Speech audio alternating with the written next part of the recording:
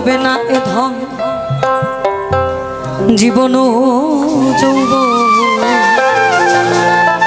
তবে কেন মন করো এত বাসনা কারো, রবে না এ ধন। এখানে আবার বলছে এই আমার মন যদি বুঝিত এই লোভের দেশ ছাড়িত, আমার মন যদি বুঝিত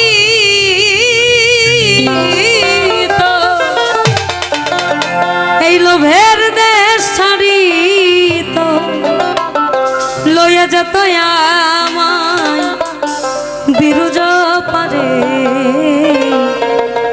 এই ভবে আমি কারে দিব দোষ, ওরে নাহি পরের দোষ, আপন মনের দোষে আমি পইলাম রে ফারে, কারে দিব দোষ।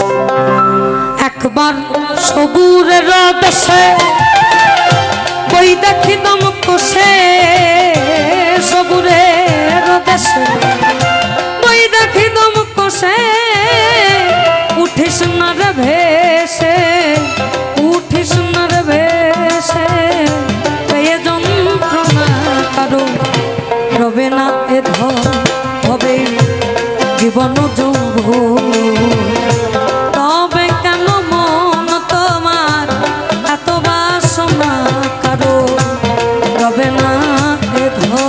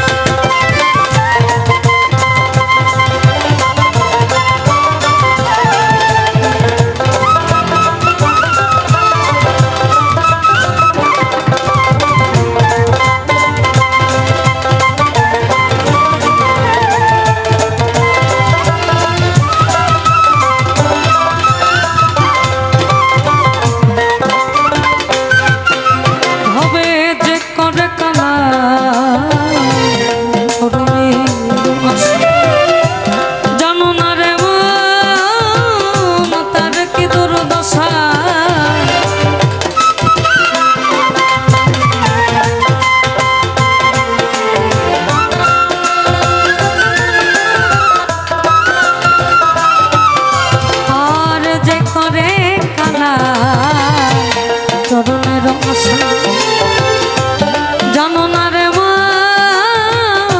তার কি দুর্দশা, ভক্ত বলি রাজা ছিল তার সর্বস্ব ধন নিল,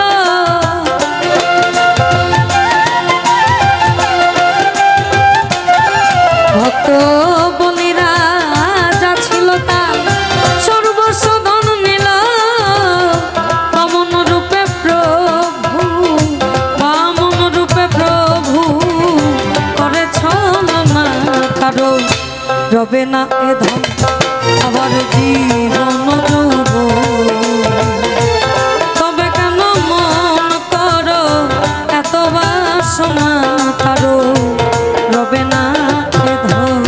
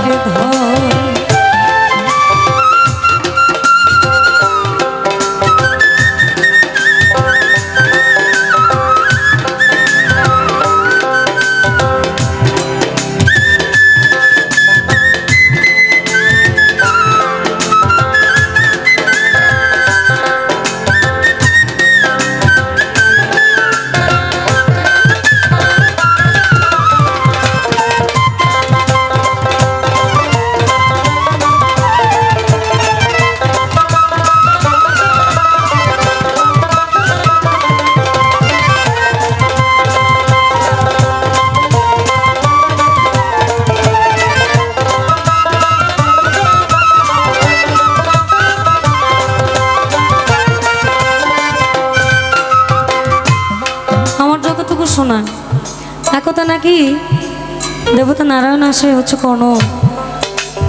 কর্ণ রাজা যে ওনার দরজায় ভিখারি বেশে আসেন, অর্থাৎ উনি এসে মাংস ভক্ষণের একটা দাবি জানান। আমি জানি না এটা সঠিক কিনা, তবে যতটুকু শুনেছি সঠিক।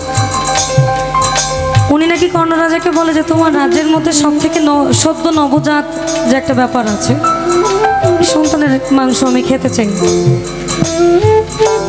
কর্ণরাজা পুরো রাজ্য ঘুরেন কিন্তু পায় না। পরে উনি ওনার কাছে যখন জানান যে আমি তো পাইনি, উনি বলে তাহলে তো তোমার ঘরে আছে, তাহলে তোমার ঘরেটাই প্রস্তুত করে আমাকে দাও। এক হচ্ছে পিতা, অন্যদিকে হচ্ছে অতিথি দেব হব, অর্থাৎ অতিথি হচ্ছে ভগবান সমতুল্য। অতিথির মন কখনো বেজার করতে হয় না। উনি ওনার মনকে মেরে অতিথির সামনে তার সন্তানকে প্রস্তুত করে দেন। এই জন্যই বললেন কর্ণ রাজা ভাবে বড় ছিল, অতিথি রূপে তার পুত্রকে নাছিল। কর্ণ রাজা ভাবে বড় কথা ছিল, অতিথি রূপে তার পুত্রকে নাছিল। তবু কর্ণ অনুরাগী ভাবে, তবু কর্ণ অনুরাগী না হইল সগী। অতিথির মন করে সান্ত্বনা কারো, রবে না এ ধন ভবে জীবন যৌবন। তবে কেন মন তোমার এত বাসনা কারো, রবে না এ ধন।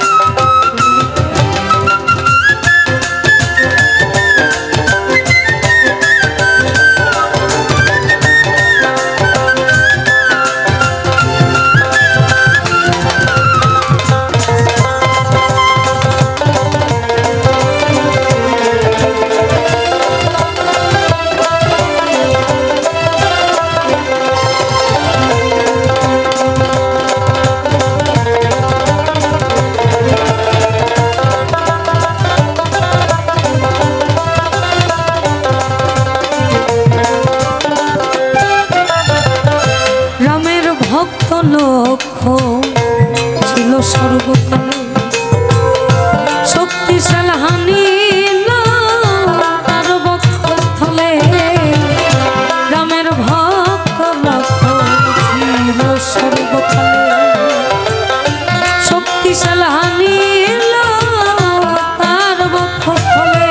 তবু রামচন্দ্রের প্রতি লক্ষ্য না ছাড়িল ভক্তি।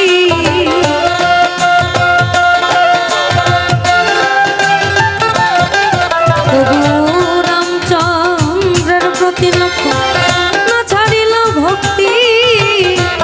লালন বলে কর ফকির, লালন বলে কর এ বিবেচনা কারো, রবে না এ ধন ভবে জীবন যৌবন। তবে কেন মন করো এত বাসনা কারো, রবে না এ ধন। একবার সবুরের দোষে ওই দেখি দম কষে, সবুরের দোষে ওই দেখি দম কষে।